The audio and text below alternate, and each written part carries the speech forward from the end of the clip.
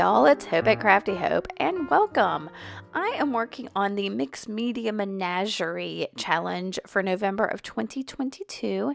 This comes from Nicole, Erin, and Laura. I'll have all their links below about it. Basically, it is an art journaling challenge that has 3 prompts. The 3 hostesses plus their guest artists make an art journal spread with these, and then encourage you to do the same and use the hashtag. This month the hashtag is MMMNOV22. So Mixed Media Menagerie November 22. I'll have that link or that hashtag below as well. So this month the 3 prompts are earth tones, gouache, and toothbrush. I'm going to bring all those in a minute. Let me tell you a little bit. The art journal I'm using is, well, it's not even an art journal. It's just a little notebook from the Dollar Tree. It's the same size as what the 3 hostesses are using for their Mixed Media Menagerie, and I am using this cheapo version by gluing some of the pages together and adding gesso to prep it for the mixed media.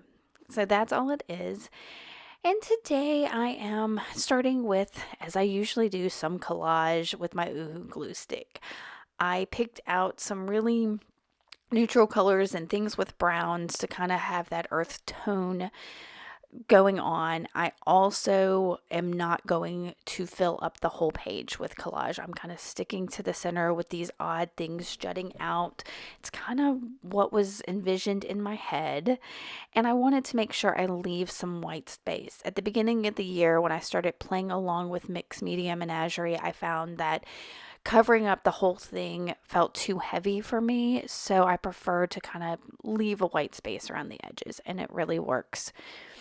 Now, here is the gouache that I'm going to be using. This is a Hemi gouache. It's a jelly or gel gloss or something like that. I'll put a link to it below in Amazon for one of my affiliate links. If you do shop from there, I do get a small portion of the proceeds, but there's no extra cost to you. That's my little disclaimer. So I have to admit that I am unsure about earth tones. My little bit of research told me that it's colors with like bits of brown in it, basically. So I'm going to use this yellow ochre, which I love, y'all, this mustardy color. I'm actually wearing a sweater right now with like a yellow ochre mustardy color. So it kind of felt earth tone to me. And since I had it there on that little palette, I went ahead and dipped my paintbrush in, and I'm going to splatter.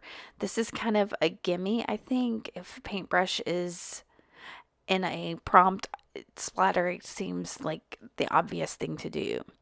Now, my problem with it is that it makes super tiny, itty bitty splatter. It's not the big, juicy splatter that I tend to like. So, yeah, I'll have more splatter with the toothbrush in a little bit, but this is just where I started with it.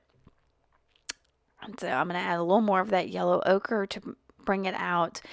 And if you don't know about gouache, I don't really either. It kind of works like a watercolor, but it's more opaque and matte than a watercolor. It seems a little more granular, but that could be just this brand that I'm using.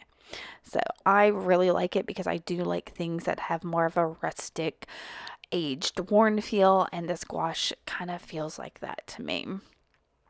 So once I got the yellow ochre down, I wanted to bring some of the brown in, like it's on some of the pages there. So I mixed up a couple of the different colors in there that were browns. And I'm spreading that out as well. And I think I'm going to splatter that paint a little bit, that brown, with the big brush that I'm using to get some nice big splatters. I think that's coming right here. I do love my splatter. It always feels like it makes everything a little more cohesive. I don't know why. Maybe it's just a me thing, but I know a lot of other mixed media artists use that. So I'm going to dry this real quick, and you can see the matte a little bit more. Look at that, y'all. Isn't that great? So there was something about the prompt of earth tones that had me thinking about the earth and I think about the earth all the time. I'm very much a nature kind of girl. And I wanted to bring in some botanical natural elements into this. So I'm going to use this gouache about like a watercolor and paint some like fern like botanicals. It's fall here in the deep south, and we don't get a lot of the color changing that you see in other places. And there's a lot of things that still stay green throughout the season. So everything right now, for the most part, is brown and green. there's there's a few flowers that bloom this time of year, camellias and sasanquas, which I think is a type of camellia, and then some wildflowers. The last of the goldenrod is been turning, so it's just a lot of brown and greens. So that's kind of where I'm going with this. And I wanted to get this like bright pop of green in with these browns. I find myself more and more as I keep creating really liking a neutral palette with like one or two little pops of color instead of a whole mix of colors and things. Mixes of colors draw my eye, but I struggle with that kind of creations. And I was really loving creating this. You can see how I'm making these botanicals. I am just pulling my brush up as a stem and then laying my brush down flat and smooshing it out basically for the leaves of these fern-like botanicals. It's a simple process I've seen watercolor artists use. And I'm just working. That first was just part of a book page, and the second piece is a little scrap of that music paper that I already collaged down in the background. So this, and it also, I used it to blot up some of that yellow ochre color when I had dried it and some of the water wasn't drying. So it's got all the colors. So I'm going to dry these real quick. Most of them are dry. There's just a couple little spots. And then I'm going to fussy cut. I've got some detail scissors that I have probably had for at least 20 years that I'm going to use. First, I'm going to cut these down individually to make them easier to work with. And I could have laid them down just like that, cut out. But I decided no, I wanted to fussy cut them. So that's going to take a little while. I will go past that, but I wanted to show you that with my little detail scissors here.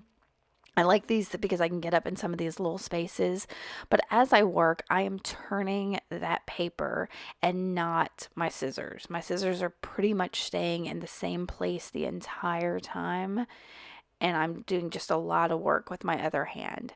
I'm also not, this is just a me thing, not getting right up on those leaves that I painted. I'm leaving like a little bit of an outline. Just, you know, first because I don't like to be precise. And secondly, and like I said, it gives it that highlight a bit. So I cut out 4 of these. Normally I would do more of an odd number, but I decided I'll do 3 on one side and 1 on the other, and that's odd numbers.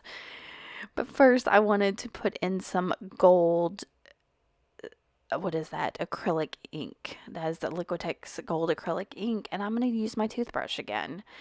So I will end up dipping it in my water to get it good and wet before I put that ink on it, and then I will, just as I did before, rub my thumb across some of that water drip. So, rub my thumb across that and splatter that gold everywhere, y'all. There's still gold on my thumb because that acrylic ink is a little more permanent than the gouache. So, but it's really hard to see here in the video. You can see some of it in the detail shots. There was gold all over this page. It's fabulous. And this gold ink really shows up a lot better when it dries too. I'll tell you that. Look at that. Can you see the sparkle? I love it. All right, so I needed a little more dark on here, black specifically, so I thought I'll use my Stabilo All, but then I realized that I had this broken tip of a Stabilo All sitting on my desk. It broke during when I was making my, my week 8 card for my Crafty Hope Prompts project. I'll put a link to that up in the upper right. But when that broke, it just kind of, the tip ended up on the page, and I'm just rubbing this all over the areas that I want the darkness. And y'all, it's some really neat textures. I'm gonna have to use this technique again because I wouldn't have thought of, I don't know, it's just some neat textures. And look at that. My finger is covered in Stabilo all, but that's okay. We're going to use that here in a minute. Yeah, waste not, want not, y'all. So I've got a wet paintbrush and I am just moving that dark around. And can you believe that much color came off of that just tip of a pencil? Yeah, that's what I like about the Stabilo alls. So I'm going to get that dark in there just like this. And trying to keep some of those marks that it made. And you can see how it gets into some of the texture of the collage underneath. And I am loving it. But there, I'm going to wet my finger. It's got the pencil on it and just rub it on the page. Cleaned my finger, got it on the page. Fun. And then I'm blotting up some of the water with a dried up baby wipe. Y'all, that's also one of my prompts for my Crafty Oat prompts project. So that's all done. I did add a little more of the Stabilo all right down there. I didn't like the line from the collage there. It felt like it was trying to get a lot of the focus. So yeah. I am going to add some green splatter just to put more of that green on the page or on the spread before I bring in my botanicals.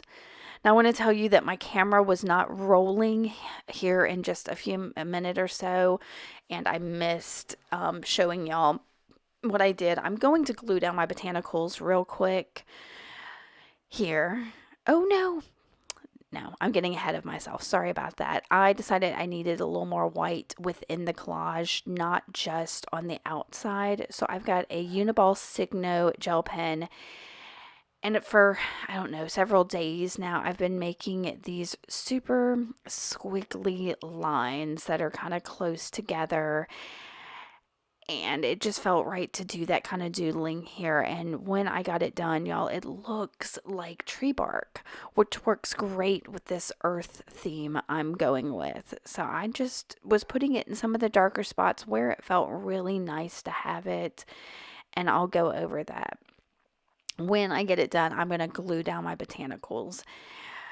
Off camera, after I get my botanicals glued down, I went to I recently put a new ribbon in my vintage typewriter that I've had for ages and anyway, hadn't been using, and used one of the margin scraps from some of the paper I collaged and typed up a sentiment and grabbed some cheesecloth and backed it and then glue that down into my page with matte gel medium. So I wanted to tell y'all that because that happened off camera, and yeah, my camera wasn't rolling when I thought it was. I got too excited in the creativity of it. So here I am gluing my botanicals down. As you can see, I am putting the glue onto the page because when I tried to do it onto the botanical, it was on the verge of tearing all my little leaves off. So instead, I'm putting that glue in the journal and then using my little scraper tool to spread it out, adding glue as needed, like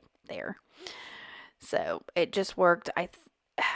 If you have something that's going to move too much, maybe one of the distress inks or something, this may not be the best method. Even with the gouache, I was a little nervous that I was going to smear some of it, but it's all right. I don't care if it's a little extra messy.